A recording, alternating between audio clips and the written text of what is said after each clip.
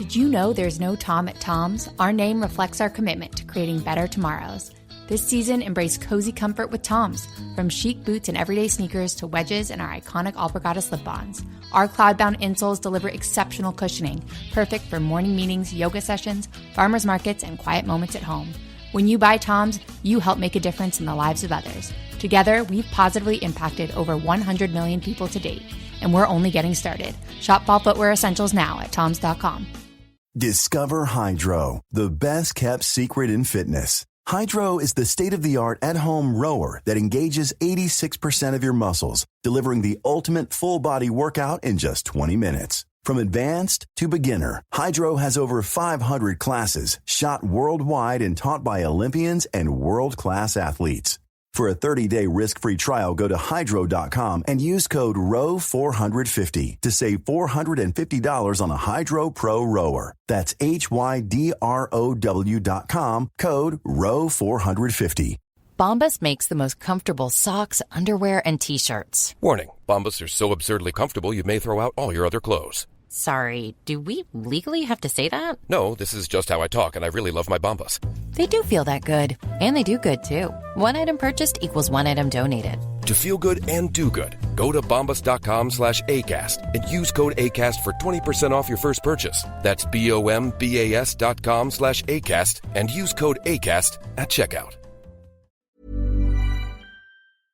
Surviving Sister Wives contains adult content that may not be suitable for Latter-day Saints or sinners. Listener discretion is advised.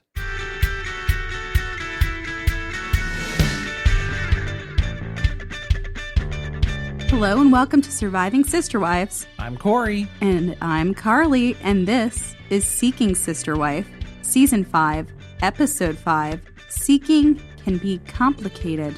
Why'd you have to go and make things so complicated? I'm sorry. Was that in the right... I don't even know what to call it because I'm not musically inclined. Oh, you don't even know what to call it, dude. No. Well, I had to be careful. I had to keep it neutral. The melody was different. The key would be different. A lot was different. Because there's a backing music track that's underneath us right now, so I had to keep it neutral because if I just went a cappella in a specific key that doesn't match up with the music that I'm dropping in post, then it's really going to sound off. Okay, that's like a little too much for me. Well, I'm thinking 3, 4, 5, 6, 7, 8 steps ahead. God. Nobody's ready. Unlike Garrick in this episode. I think he is thinking ahead, mostly to the 3, 4, and 5. Okay, you got me there. Specifically, though. But before we jump in on the episode, we do have a couple of announcements, a little state of the pod update. So if you couldn't tell already, if it hasn't been confirmed here, we are going to be recapping Seeking Sister Wife Season 5 through to the finish here, whatever that means. To completion, I guess, if we want to refer to it that way, but that does make me feel a little bit uncomfortable. It feels on par for the show. But it's definitely on brand, for sure. But we don't know how many episodes there are. We can see out into mid-May, beginning of May at the least. So that's kind of the upcoming schedule. We will be sticking with Seeking Sister Wife for the remainder of Season 5 as they release. And just a note there for the podcast release, we did alter our episode drop date. So we were releasing episodes on Wednesdays. Now that we're doing Seeking Sister Wife, we've been dropping those on Monday mornings. So if you weren't fully aware of that as well, just another heads up thing to note for the time being. And that's so that you can listen to the most recent recap of the last episode before TLC drops the new one on Monday night. So that's the scheduling adjustment. We will most likely be returning to our Sister Wives rewatch episodes, starting back in with Season 13, Episode 2, after Season 5 of Seeking Sister Wife wraps up. But we will reassess that later on towards the end of this season as needed. If you are desperately missing our Sister Wives content, we have Seasons 1 through 12 on our Patreon archive, and you can still listen to Seasons 14 through 18 on our public feed. There's a lot of episodes to listen to in the meantime. It's a delicate time. It's still a lot to process. The family is still going through it. We're trying to be mindful of The season that we're going to be jumping back into is season 13. That's the move to Flagstaff. There's going to be a lot of opinions that are apparent when we do get to that part of the recap. So we just want to be mindful of that. And there's a lot of talk about the kids in that season. So just trying to give them a little more time and space before we get back into it. And again, we'll reassess and see where things are at once we're at the end of Seeking Sister Wife. But in the meantime, if you're not watching this show, you should be. And that's not because we are recapping it. It is because this is a good show. This is worth watching. This is a show that's worthwhile. Worth your time. The Merrifields are a gift that just keeps on giving every single episode. It's heating up more than it even was at the beginning. The beginning was good. It's getting better and better every week. I got so confused when some people were saying, oh, I tried to go and watch the first few episodes, couldn't get into it. I'm sorry, but I don't know how you couldn't get into this. This is better than any of the 90-day iterations that are going on right now.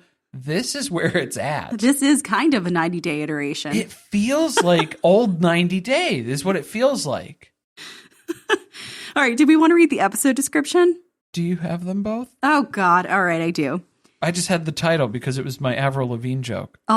Also, bear with me, y'all. I have a cold this week and a broken tooth. It's been a busy couple of days.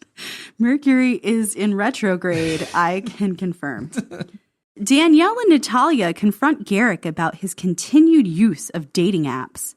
April and Danielle Davis have an emotional heart-to-heart. The Salahuddins learn upsetting news about Keisha. After being stood up, the Ryans hit the road to surprise Stephanie. I don't know why when you said Danielle Davis, my brain filled it in as Daniel Day-Lewis. So that put a scene in my head that I wasn't ready for today. Not quite right. Which iteration of Daniel Day-Lewis would it be? I hope There Will Be Blood. Probably the best. Are you ready for a recap? A rewrite? A rewrite. Let's hear it. There we go.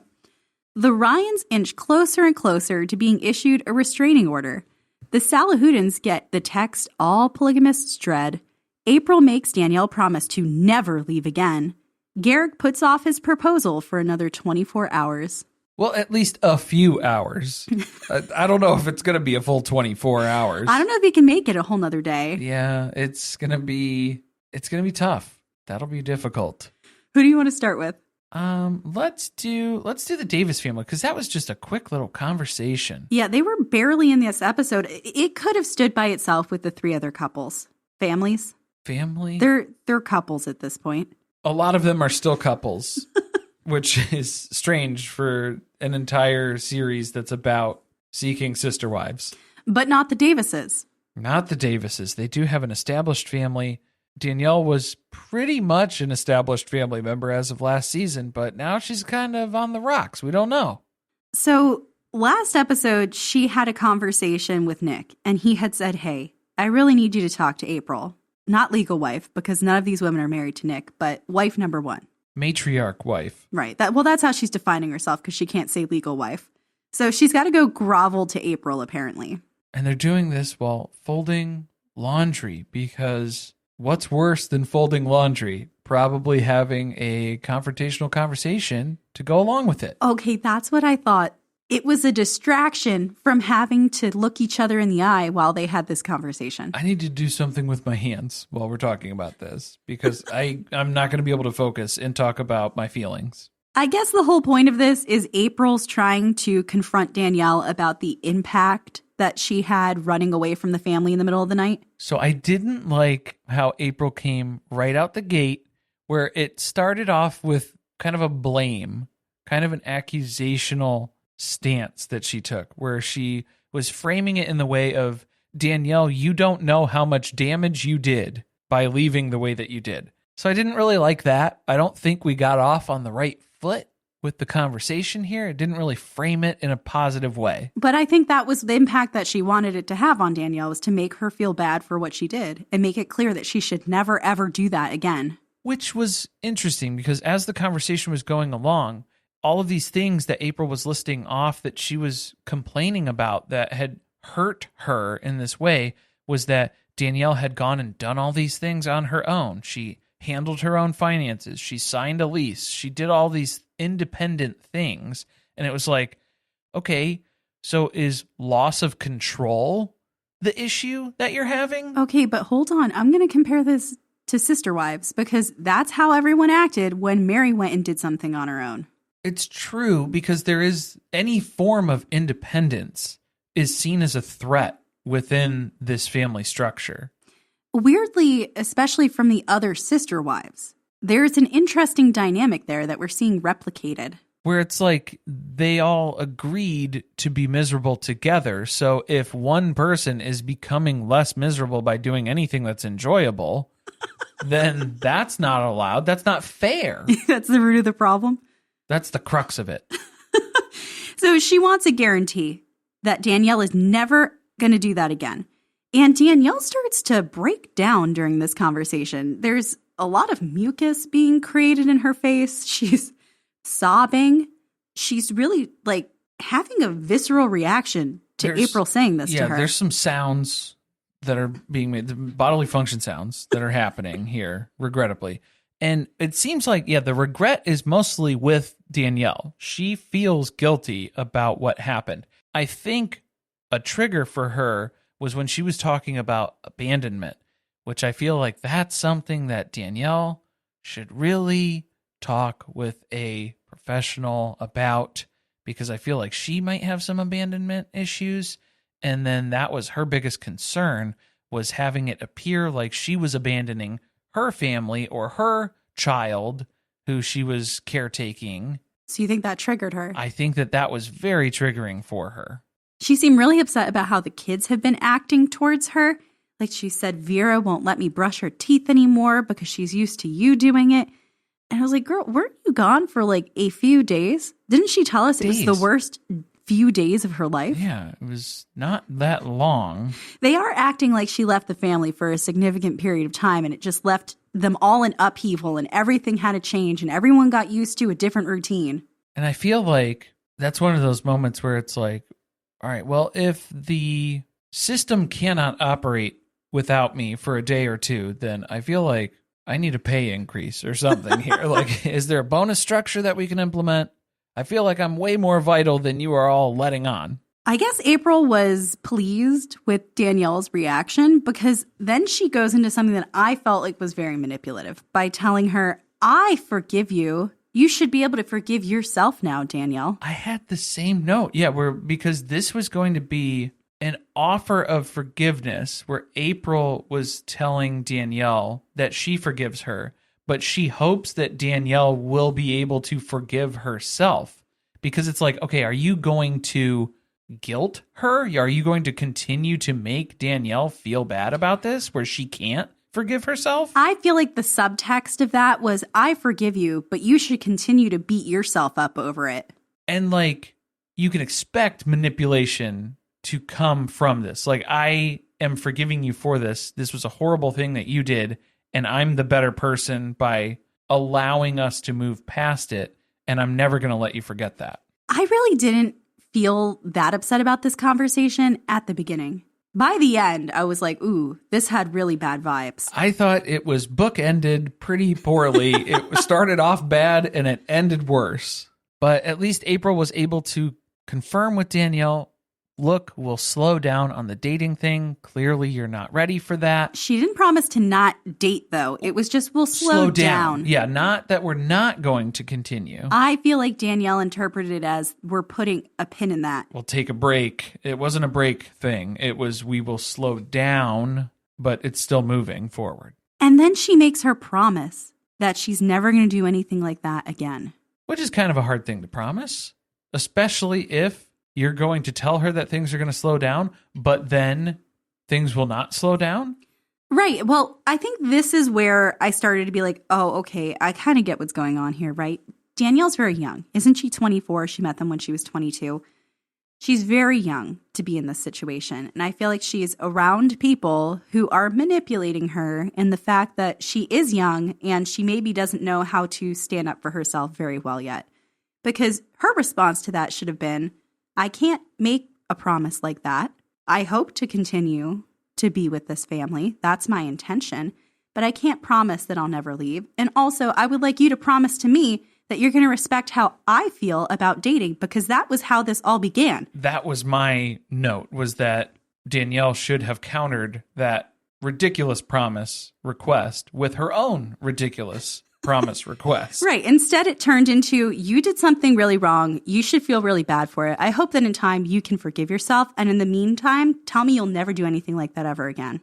Because then if you do even think about doing anything like this ever again, you'll just get overwhelmed with all the guilt that you're feeling right now that you still are beating yourself up over, that you haven't forgiven yourself for. I just feel like if she wasn't comfortable before having a conversation with you and she jumped right to leaving, right? Because that's what she did. She left under the veil of night so that nobody would know that she was doing it because she was too scared to have a conversation with them about what was going on.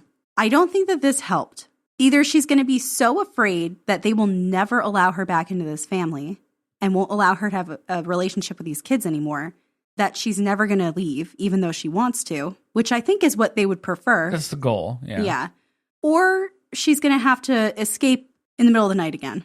So that's what they're set up for now. I don't feel like this conversation made her feel like she was any more welcome to have a conversation with April about things that were concerning her than she did feel before. Exactly. But that's pretty much everything that we had for them. It was just the one conversation for the Davis family for this entire episode. And that was it. Just Mama April. Just going in for it. If there's one thing that my family and friends know me for, it's being an amazing gift giver.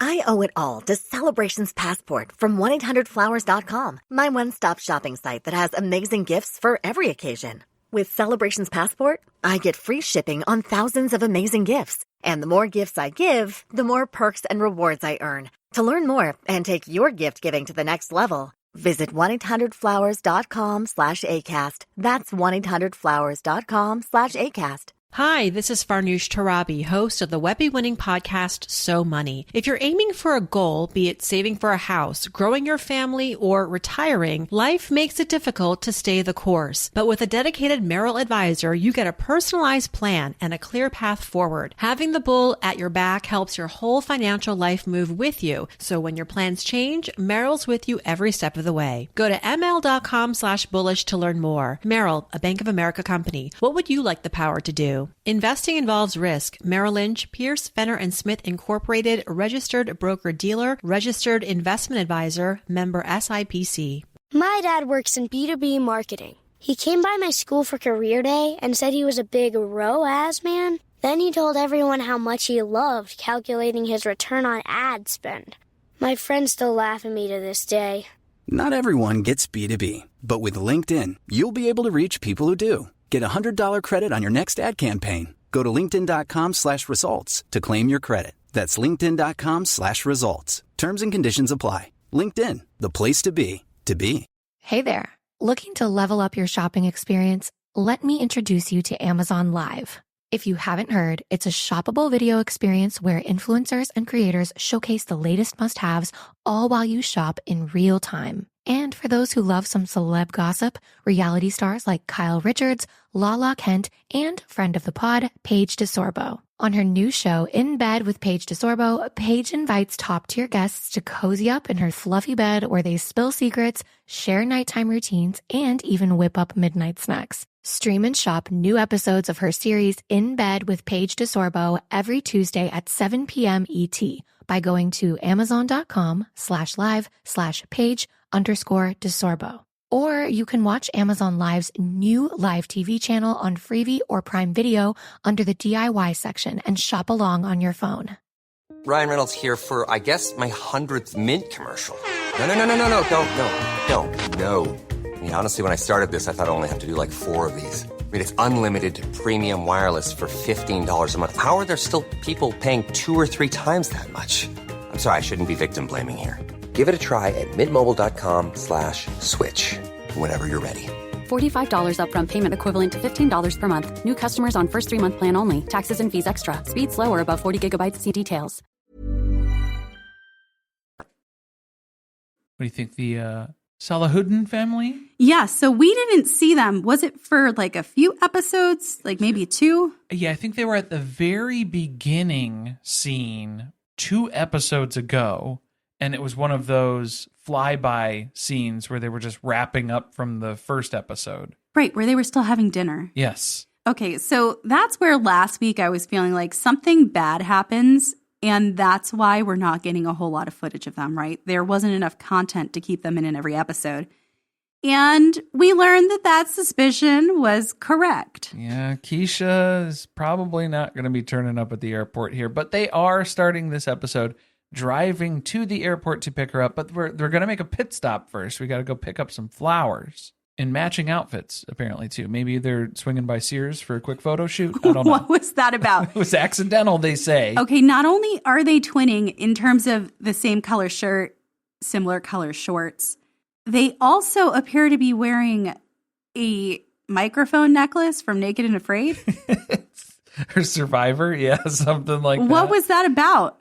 They weren't the same because we saw them later on. Yeah, but from a distance, that's what it looked like was going on here.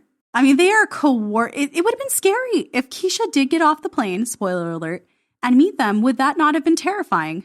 Yeah, it'd be weird to get picked up. It'd be even weirder if she was also wearing That's the same what I was going to colors. say. Well, because then that would be funny, because then you'd have to go to Sears for a photo shoot at that point. You'd have to. They're waiting for the florist to put together a bouquet, and it's a little late to be having this conversation, but now's the time while they're standing in this field. Does the florist grow all her own flowers? I don't think so. I feel like a lot of these are imported. Okay. There was some type of garden situation going on outside, and so they're talking, they're waiting for her to put everything together, and Nyla decides now is the time to lay down the law. He's excited about going to the airport. We got to make it clear that once Keisha gets here, you're not spending the evening with her, sir. Yeah, there's no sexy time. There's no overnights that are planned. The hotel is booked because Keisha will not be staying at our house. So I'm glad that we established all of that 15 minutes before we pick her up from the airport, which makes me assume they probably had this conversation. And this is just... They had to have it on camera. They had to do this for the camera, for the viewing audience. This is the approach they have this time because apparently they had a bad experience with someone who is a prospective sister wife. And they had some kissing. They be kissing. Y'all be kissing. And after that, the sister wife to be basically stopped trying to grow any type of relationship with Nyla and was completely focused on Naeem. It's hard to remember their names when we don't see them every episode. Right, yeah. But by this time, they've been talking long enough, delving into their failed sister wife history and establishing their boundaries for this sister wife, that now the florist is delivering their bouquet, warns about how heavy it is, because apparently there's a lot of flowers that are in this arrangement here. I didn't even remember her saying that. I just thought it was an odd I thought warning. It was a pretty bouquet. Yeah, it was. She did a nice job. Yeah, I mean, it wasn't a bad looking arrangement there, but I just thought that was a strange word of advice to give. Be careful, it's quite heavy here. Hold it from the bottom. Someone has dropped it, that's why. That's happened before. But our florist learns a little something about polygamy before the end of the day here. And I think the number one thing that she learned was that polygamy sounds good for business. Sounds like a lot of people buying flowers to make up for mistakes. It just opens up a whole new revenue stream for her. I feel like that was our own thoughts because she called them assholes. Well, yeah, but that's, I think in the long run, that's what she's going to learn about this. There's a lot of business opportunity here. I got to say, I need to know, florists in the Utah area, is business good? Because when you have someone walking in buying 3-4 bouquets for every occasion, coming in and buying things when they mess up, when they need a little something special, and they're buying multiples of everything, are things better? I feel like that's not really how it goes in Utah necessarily, because it's not the husband. It's never the husband's fault for anything, so he doesn't have to apologize for stuff. All right, Valentine's Day, at the very least, is that a very lucrative day?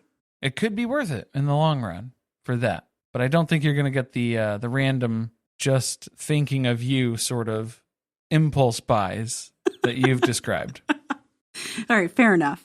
So they've secured the flowers. They are continuing their trip to the airport. And Keisha texts she's having second thoughts. What a time to have second thoughts. It's not even just second thoughts. She has come up with a laundry list of excuses about why she cannot make it now.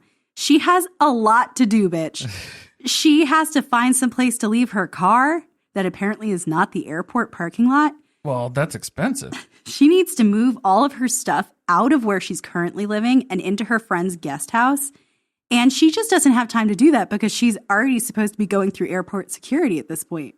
Which, yeah, they are shocked when they're attempting to call her and the call will not go through. And I figured, well, yeah, maybe it's in airplane mode, right?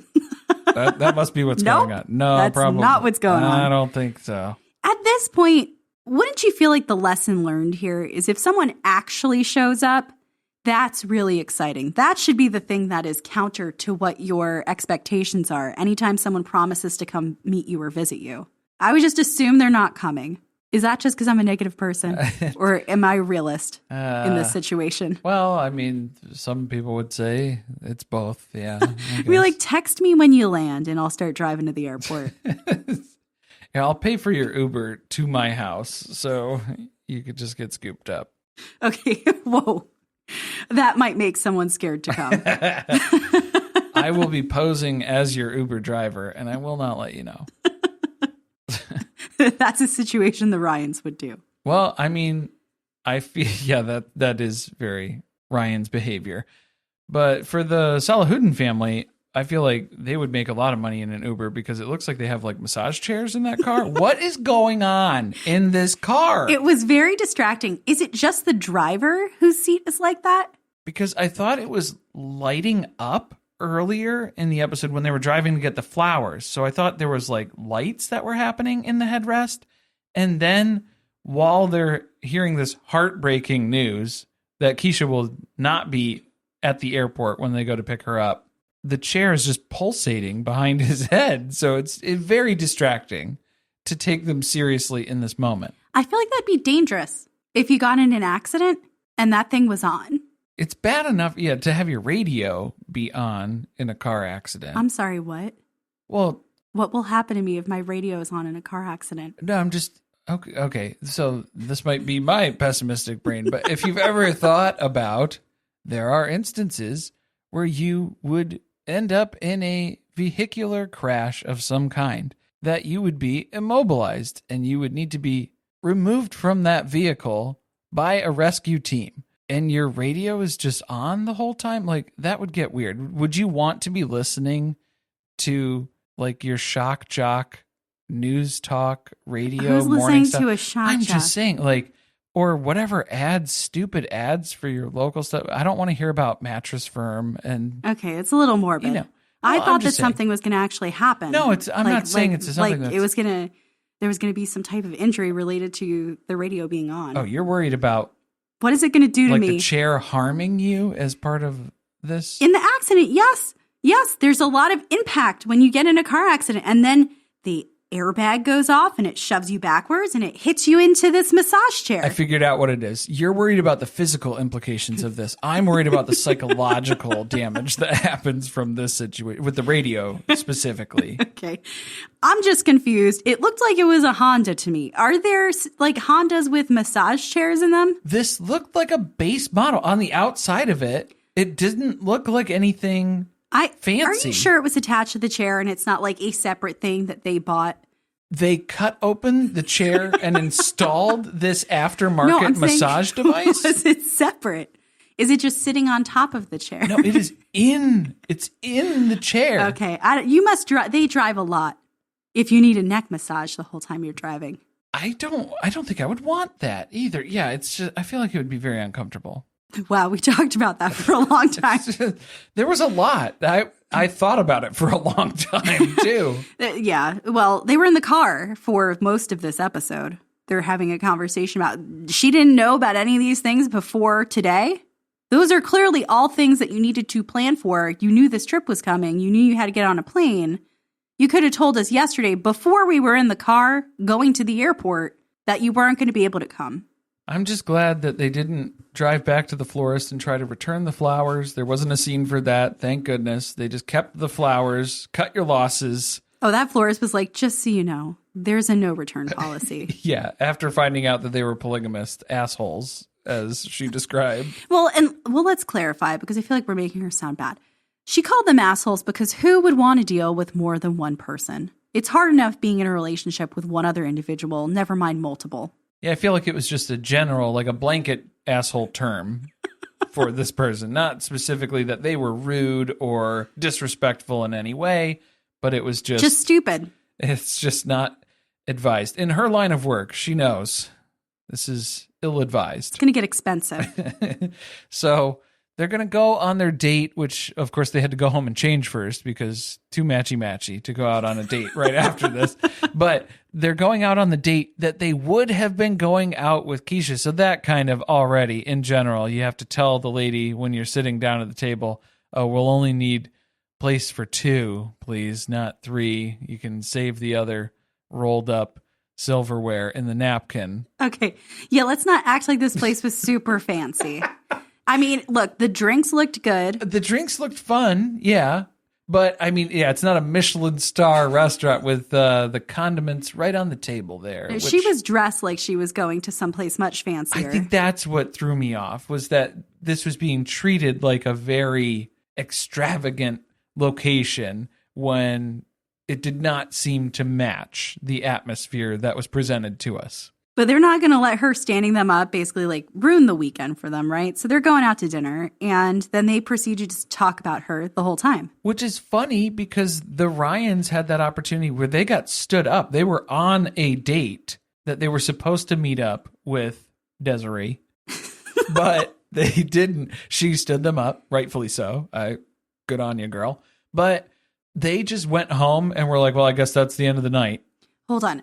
What's his name? Why do I want to call him Ryan all the time? Because Ryan is their last name, but his name is Justin. Okay, Justin was mad and was like, we're not staying here. We only came here because we were supposed to meet her, so it's time to leave. Yeah, because it's like, why would I want to spend any more time with you, Becky? We're going home. There is something wrong with him.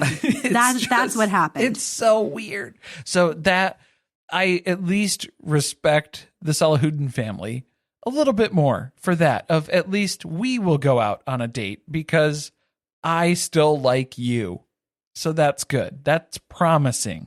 They did just talk about dating, though. Yeah, they did. But I mean, it's for the show. It's for the cameras too. So I think the difference now in the shift that we're seeing is that Naeem was basically talking about, I don't think that dating online seems to be working for us.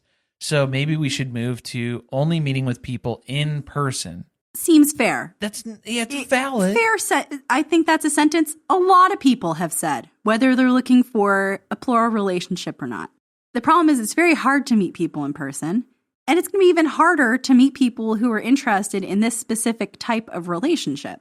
Not all of us have brass balls like Becky, who will just walk up to people at a bar and try to convert them to polygamy. Okay, so that's what Nyla is worried about when he first says this, because she's like, I'm sorry, sir. You want me to just walk up to random people in the bar and ask them if they want to be in this type of relationship?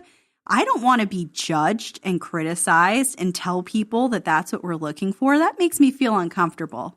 I'd rather just type out messages to people in the dating app. Yeah, and in groups where you know that these are people who are seeking this. But to be fair, Naeem's basically saying, are those people actually interested in it? Because most of the people that we've interacted with have failed to come and meet up with us. So is it a disconnect there? Again, I feel like it's fair on both sides. Yes. I understand wanting to date someone who's closer by so you can actually get to know them, because they just keep getting in these relationships where they feel like they're getting to know someone. But then when it comes time for them to come spend time with them in person, they back out.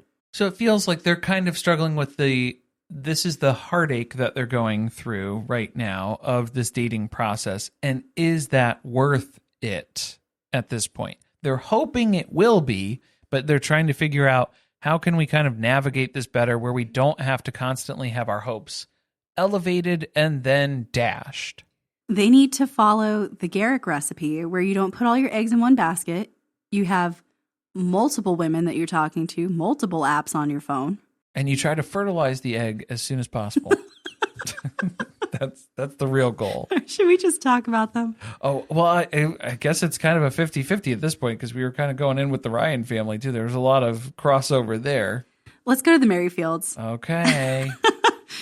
Wow. Another episode where they just keep delivering on the dramas. So we left them last week with Danielle yelling at Garrick. Well, Danielle and Roberta number 2. Well, Roberta's app was yelling at Garrick for her. They're mad because he had lied to Natalia about deleting the dating app off of his phone. Yeah, Garrick is busted and not in the way that he was expecting to this week. God, that is what he's been looking forward to. And that's what he's most upset about in this situation, right? It's getting him further and further away from what his original intended goal was. And instead, he looks like a deer in headlights with these women both coming at him from both sides, yelling at him about what he did and how he wronged them and how he betrayed them. Oh, and he's still playing completely dumb where he doesn't know what an app is. He doesn't know how things get installed. Maybe we can call that tech support person who got Natalia to cut the line for the visas and got her here so quick. Maybe we can give them a call and they could explain this to him in greater detail. He's acting like that. Okay, that would be believable if this was the first person that you ever talked to on one of these apps. But you had a full-on relationship with Roberta number 1 using these apps. You fucking know how they work. Ladies and gentlemen, this is Roberta number 2. No, this is betrayal is what this is. Danielle was she was mad.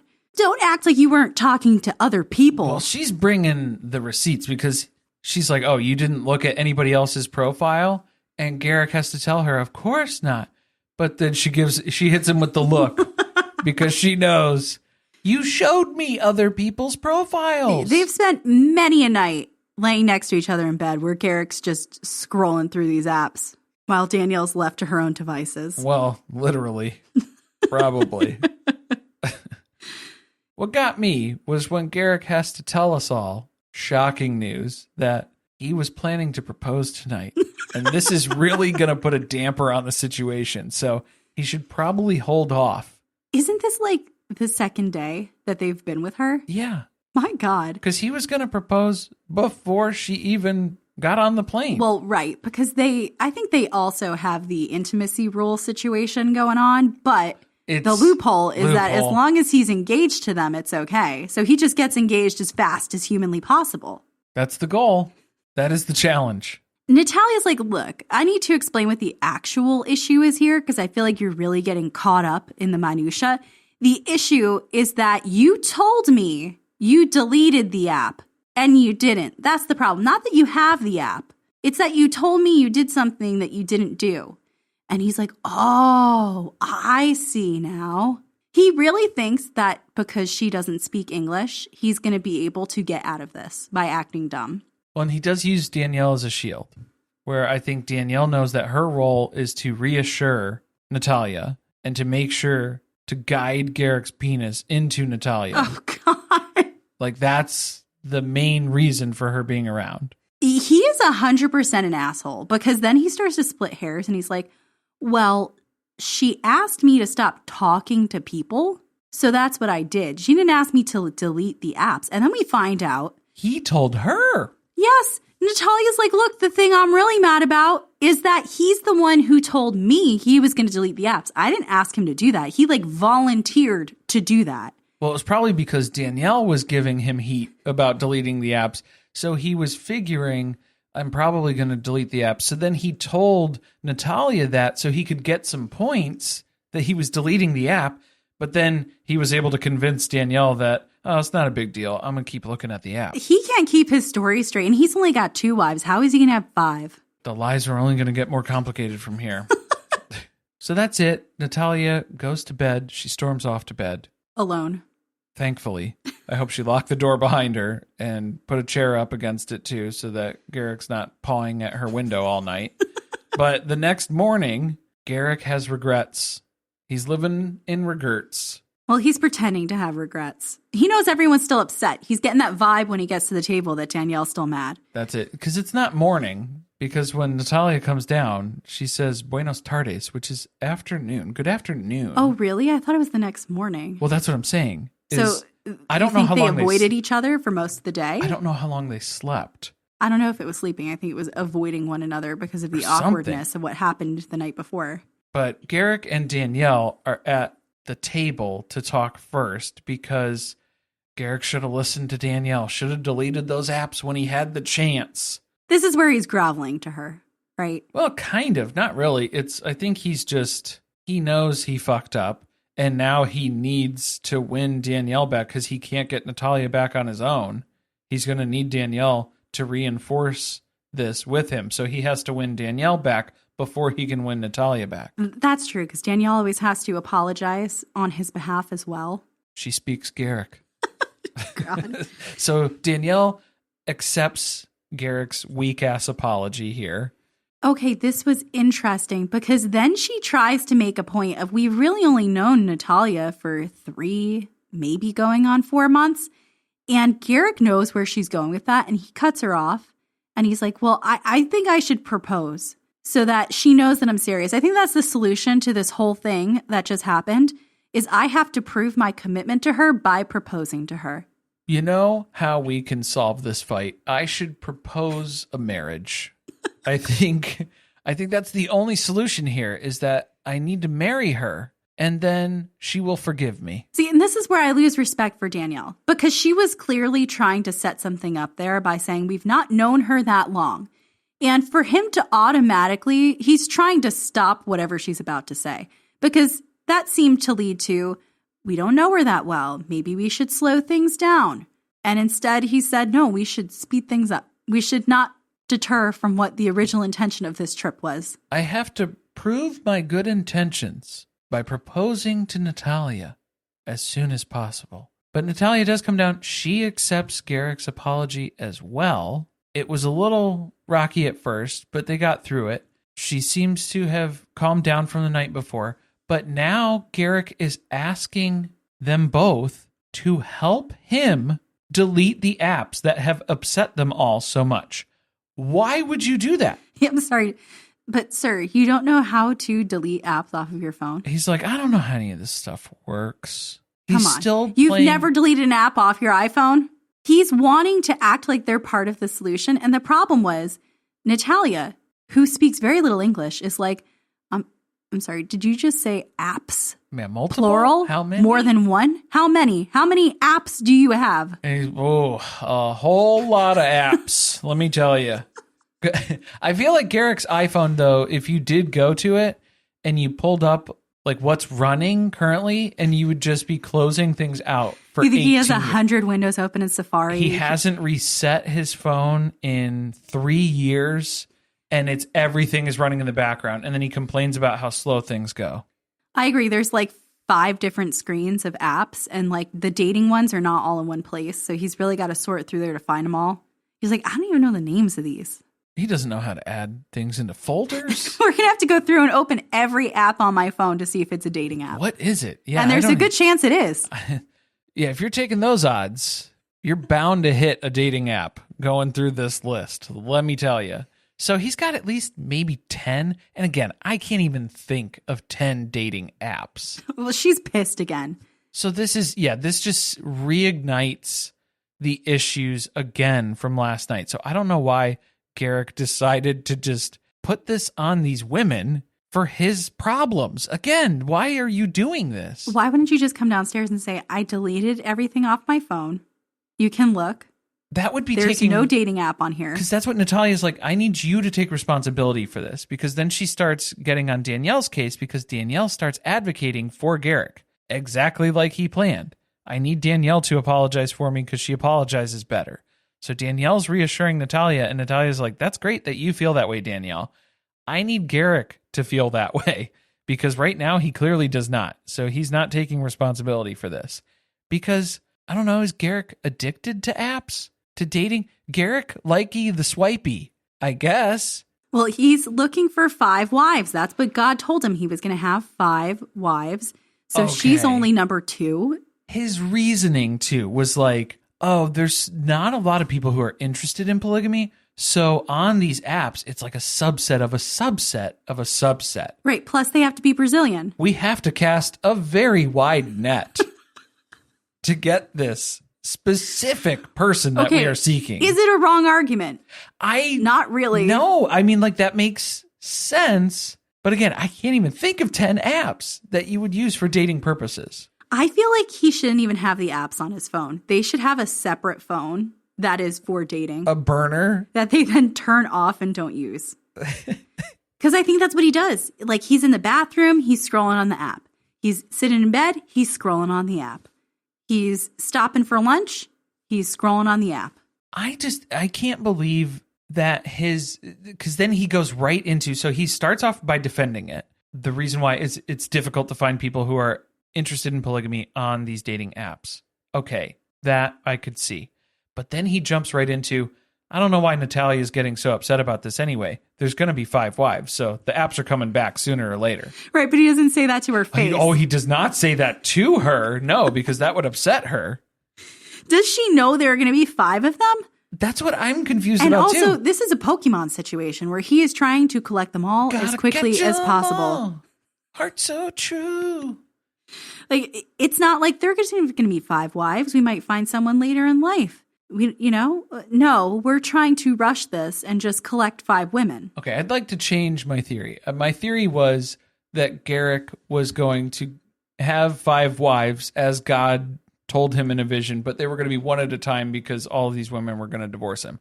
I'm starting to think now that maybe all 5 of his wives are just going to be Danielle in different stages of grief. Because that's kind of where we are right now. Maybe that's your 5 wives. It's all in Danielle. She really didn't take what Natalia said and reflect on it at all, though. That, like, all you do is come to his defense, and I need you to just shh and let him actually absorb the lesson. I don't think this relationship's going to work out because she's going to hold him too accountable. Oh, yeah, because Natalia is immediately throwing out the situation of, what if the roles were reversed? You guys would be very upset with me right now. If I had a bunch of these apps and I was talking to people and I was getting notifications and I told you I deleted them from my phone, you guys wouldn't trust me at all. I was so disappointed when she forgave him again. I think it was just to get him to stop talking at that point, because when he starts talking about hyssop and festering wounds, I don't think that King David is probably the dude you should go to reference at this point. He always has to pull out a Bible story, though. Yeah, to get people to leave him alone. That's how he had to reposition it in a positive light. Deflects. That this bad thing happened, but something good's going to come of it. Yeah, because again, King David was the dude who lusted over Bathsheba, who was bathing on a roof that he was gawking at without consent, mind you, and went over and banged her. And that was his general who he sent to war. That was his guy's wife.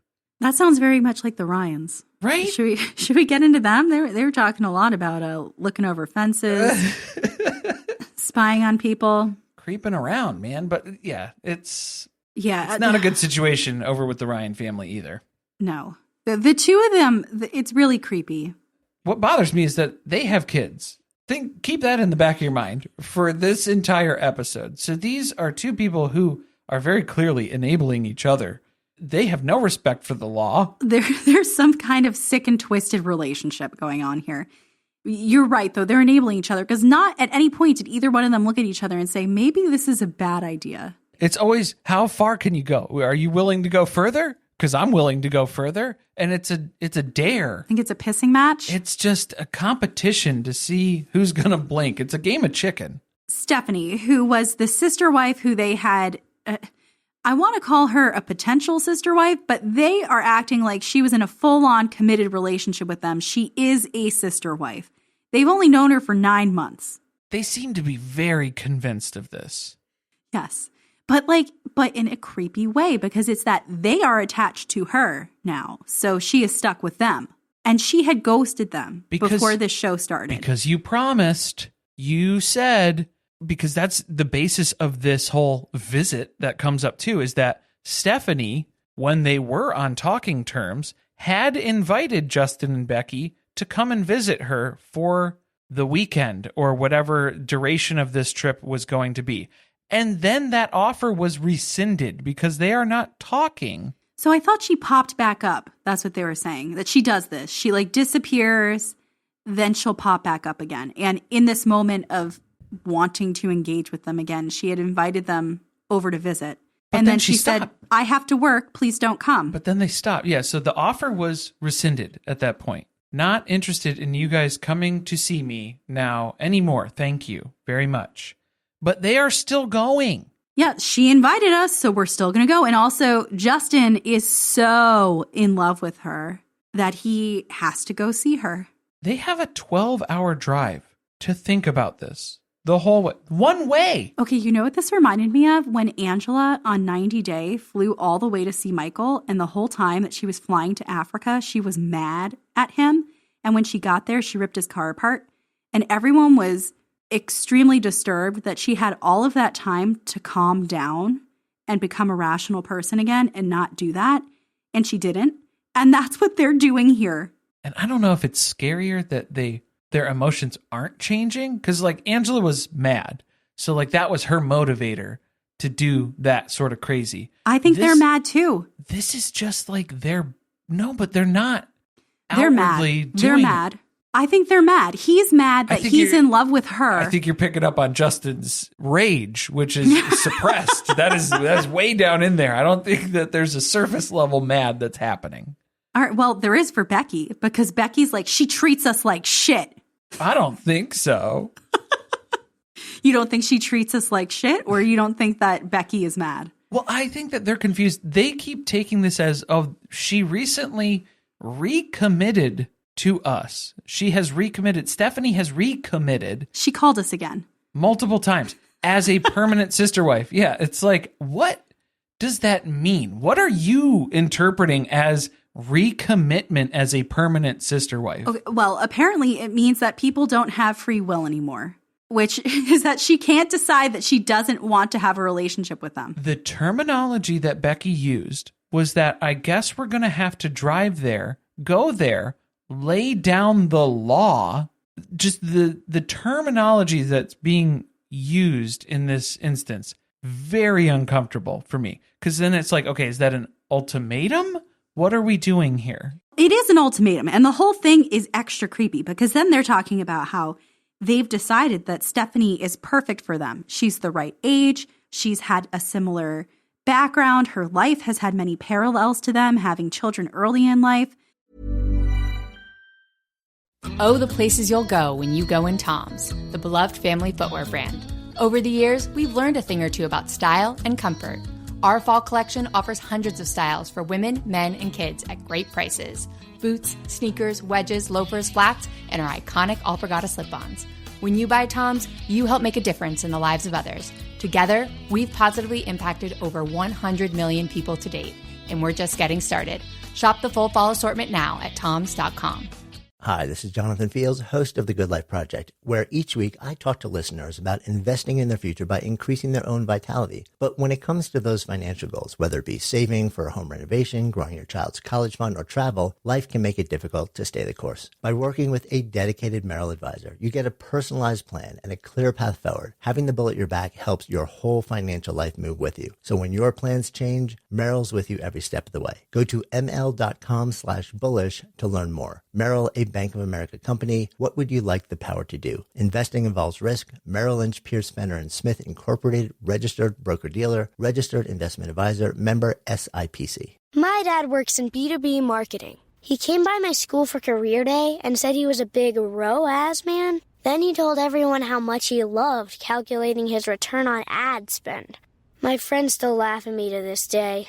Not everyone gets B2B, but with LinkedIn, you'll be able to reach people who do. Get a $100 credit on your next ad campaign. Go to linkedin.com/results to claim your credit. That's linkedin.com/results. Terms and conditions apply. LinkedIn, the place to be, to be. Cheers to fall at Whole Foods Market with sales through October 29th. Select frozen pizzas are 50% off with Prime. So stock up and be ready for game day. Hosting a cozy dinner? There's a sale on hearty no antibiotics ever beef chuck roast and stew meat. Or be the best guest ever and bring a robust bottle of Bordeaux wine or a specialty cheese like Humboldt Fog. Cheers to fall at Whole Foods Market. Must be 21 or older. Please drink responsibly. Hey, I'm Ryan Reynolds. At Mint Mobile, we like to do the opposite of what Big Wireless does. They charge you a lot, we charge you a little. So naturally, when they announced they'd be raising their prices due to inflation, we decided to deflate our prices due to not hating you. That's right. We're cutting the price of Mint Unlimited from $30 a month to just $15 a month. Give it a try at mintmobile.com/switch. $45 upfront payment equivalent to $15 per month. New customers on first 3-month plan only. Taxes and fees extra. Speed slower above 40 gigabytes. See details. So they've decided that she is perfect, so she doesn't have a choice in this anymore, and they are going to pursue her relentlessly. Did you like that Becky had a necklace, a sister wife necklace? It wasn't from my sister wife's closet because it was not a charm bracelet for her neck. No. But this was a bit daintier than my sister wife's closet classic look. A little less sterling silver. You won't sink right to the bottom. And we had circles, not hearts. Did they like circles? Well, we know Mary doesn't like a circle. Not circles. We need the heart butt to butt. God. So they're driving to see Stephanie. And at one point, Becky's like, maybe we should try to give her a call, so she knows we're in the area. So we can, I think legally we have to alert her to our presence because we are coming within 500 feet. My God, if I was Stephanie, I'd be like, let's share locations. And then I would stop sharing mine with them and make sure I could track them no matter where they were. Because again, make sure they're far, far away from me. It's the verbiage for me that they are using, because Becky was already, my alarm bells were going off with the terminology that she was using. Justin then starts talking about his deep love and connection with Stephanie, how he loves Stephanie to death, right? Made me nervous. And about how he was referring to this as a terrible cat and mouse game, like he's a fucking serial killer. Okay, yes. All of this was very, very, very uncomfortable and scary, right? Because they think it's a game. Everything was alarm bells. Like they're not taking her seriously when she's saying, I need you to not come here. I need to not talk to you. I don't want to have a relationship with you. I need some time away from you. And they're like, no, it's a game. She just wants us to pursue her more now. No doesn't mean no. Yeah, exactly. For them. And that's the problem. Yeah. So what are we going to do? We're going to show up at Stephanie's gym that she doesn't have a membership to. It was very clearly an Orange Theory. It was an Orange Theory. Obviously. But we're going to show up at Stephanie's gym, which she hasn't been able to pay for her membership for recently, and she was complaining about that to us. So we're going to go reactivate her gym membership. Fucking weird. That's weird. Okay, yes, it is weird. And I feel like they do this type of thing to her to manipulate her, where now she feels like, oh, they spent money on me. They got me a gift. They bought me something. I owe them something in return. Which is basically what Becky was saying when she said she treats us like crap. We do so much for her. And we get nothing in return. And then they went and did something for her to try to, quote, soften her up before they go and stalk her. Which, if that was the goal, you can do that by calling the gym. Right. You don't need to go in person. So I think that was the other power move here, is to show up in person and reactivate your friend's gym membership without their knowledge or consent. It was just such an abusive, cult-like thing to do to somebody. Because then they're telling you that they did this for you. This is in your best interest. No, that was a self-serving thing that you guys were doing. You literally said, you're trying to soften her up. There was a motive. You are doing this to better your situation. I don't know. I guess reactivating her Orange Theory membership is supposed to make her forget about the fact that they drove hours and hours to see her, even though she said, do not come here, and showed up at her doorstep. So then they get the bright idea, because that wasn't personal enough and invasive enough for them, that, well, since we drove the 12 hours, we might as well swing by her house real quick, because we know where she lives, and check to see if her car's in the garage, because she has windows on her garage, so we could just peek right in. Okay. They were acting like they were joking. And then they made a joke about jumping the fence. And I was like, girl, it's time to get security cameras. It's time to move. It's time to get a restraining order. These people are very scary. I think they're just like a few steps away from becoming violent. They're getting a little too comfortable. Yeah. It was all very off. So they get there, And then he sends Becky up to the front door because we wouldn't want to intimidate her by, a man coming to the front door. I feel like I would be more scared of Becky at the door. I would too. Alone at the door. I feel like that would be scarier for me if I were Stephanie in that situation. How terrified would you be? You told these people not to come. They came anyway. They've been calling your phone over and over again. You're not answering because you're trying to avoid them. And then they show up ringing your front doorbell. The spoiler for me is that they did not show Stephanie's face in the photos. They have blurred her face out. So I'm assuming this does not go well because Stephanie does not sign a release to use her image in the show and has actively pursued the removal of her face from the show to restrict access in those ways. I don't think this is going to turn out too good. This is going to be a bad trip. I hope that Stephanie says, do not ever do this ever again. Lose my number. Do not contact me or I will be contacting the police. They are not right. There is something very wrong with them. I feel like it's too late. Yeah, now they're there. They probably threw an air tag on your car. Oh, God. And now you're really in it. Next episode, the Merrifields prepare to... Can't even say it. Next episode, the Merrifields prepare to propose to Natalia. The Salahuddins blindside Naeem's mother with unexpected news. The Sherwoods go on a group date with Sarah. The Ryans make a heartbreaking realization about Stephanie. I guess it's that she doesn't want to have a fucking relationship with them. Man, I really hope so. And I'm really hoping that they don't skip over the Ryans next week because we do have a couple other families that are coming back. They're in the rotation. episode description. So I hope that, we pick up right with this scene right out the gate. We can only hope.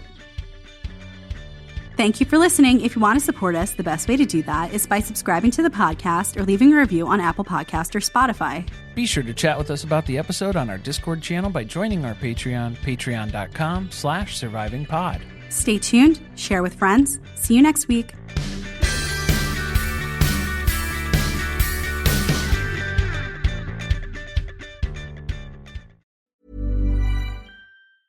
Discover Hydro, the best kept secret in fitness. Hydro is the state-of-the-art at-home rower that engages 86% of your muscles, delivering the ultimate full-body workout in just 20 minutes. From advanced to beginner, Hydro has over 500 classes shot worldwide and taught by Olympians and world-class athletes.